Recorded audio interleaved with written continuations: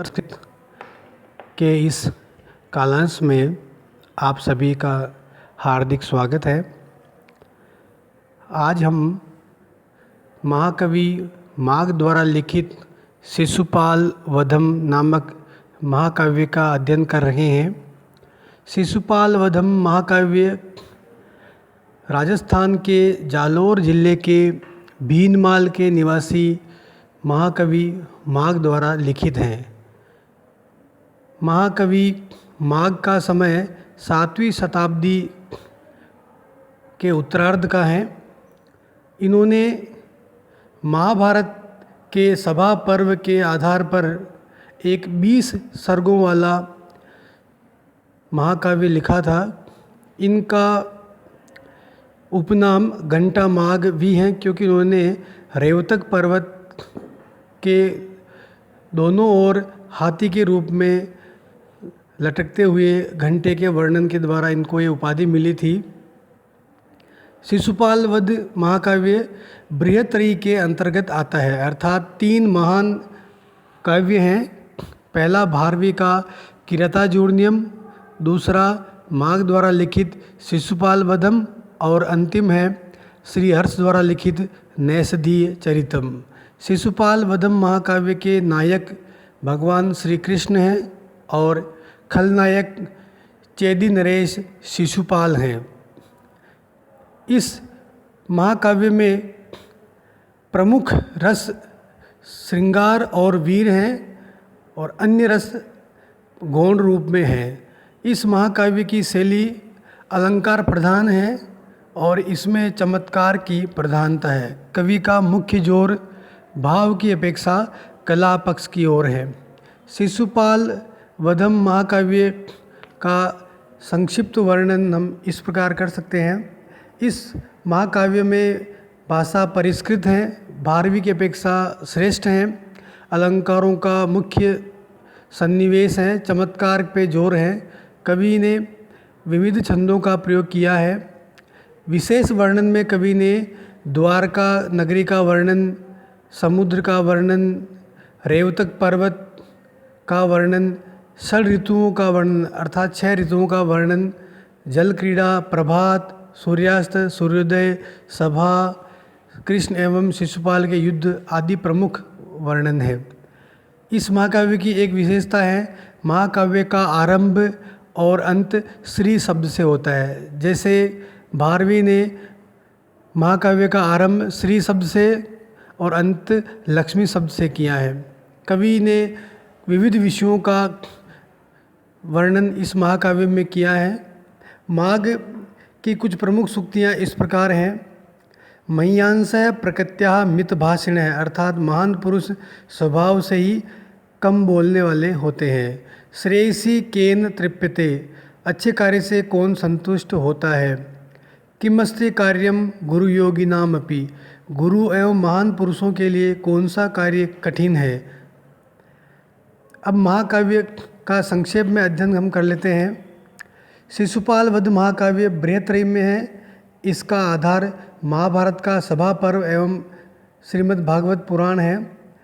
इस महाकाव्य की कथा वस्तु 20 सर्गों में और लगभग 1650 श्लोकों में निबद्ध है। कथा का संक्षेप में सार इस प्रकार है। देवर्षि नारद इंद्र की ओर से भगवान श्री कृष्ण को यह संदेश देने के लिए आते हैं कि शिशुपाल ने देवताओं का विरोध किया हुआ है और वो शिशुपाल के वध के लिए कृष्ण को प्रेरित करते हैं।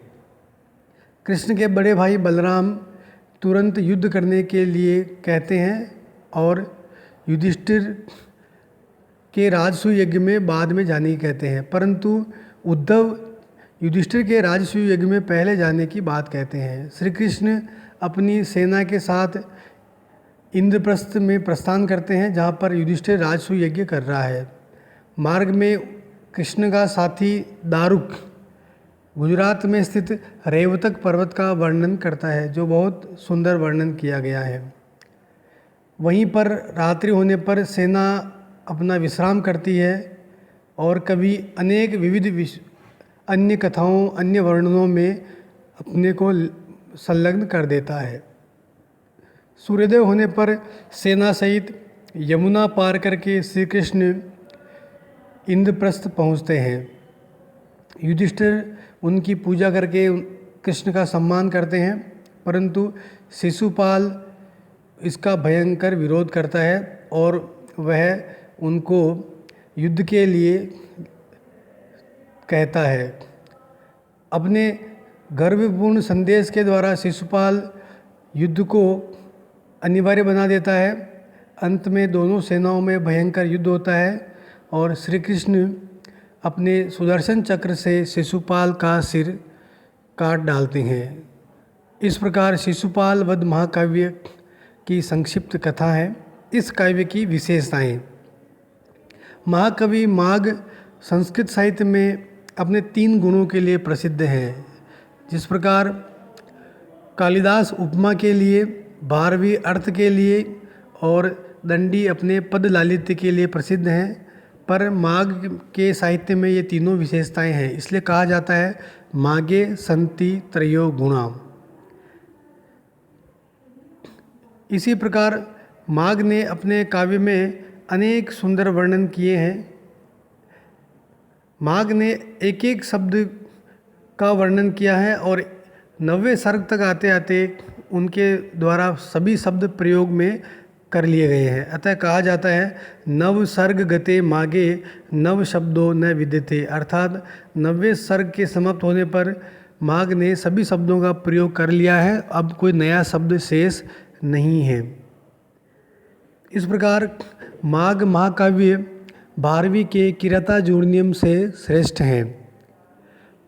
शिशुपाल वध महाकाव्य की रचना कवि ने भारवी से अधिक उत्कर्ष के लिए की थी और कवि इसमें सफल भी हुआ है। अतः यह बृहत्त्रयी का एक प्रसिद्ध ग्रंथ है। शिशुपाल वध के विशिष्ट वर्णन हम पहले ही बता चुके हैं और शिशुपाल वध के रचयिता माघ राजस्थान के ही जालोर जिले के भीनमाल कस्बे के निवासी हैं। धन्यवाद।